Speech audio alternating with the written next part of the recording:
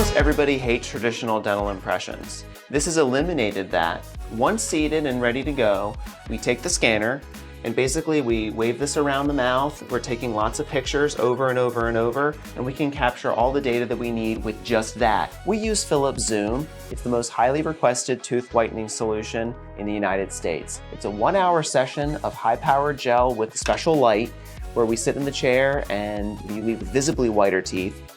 We get amazing results with this.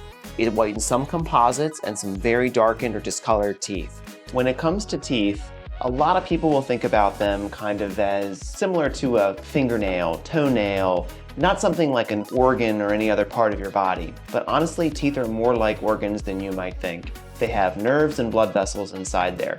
So anytime they're worked on, there's a possibility you could be experiencing tooth sensitivity after a procedure is done.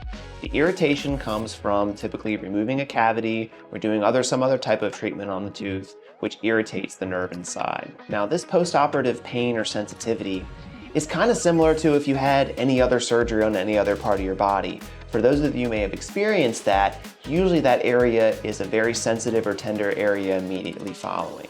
You know, we really want to remember that although it's just a dentistry thing, we're also considered doctors of dental surgery or DDS. So there's still a surgery involved, even though it's on a very, very small scale. So we want to think about teeth like this as we're going into how to treat the sensitivity and how to make things get better.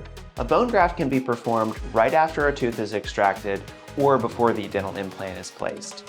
Without a bone graft at the time of tooth removal, we'll just need to wait about 18 months before we can complete your treatment.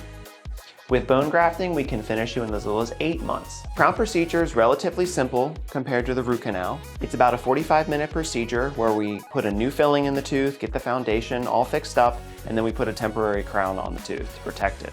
Patients will come to the office another day to have the crown permanently cemented.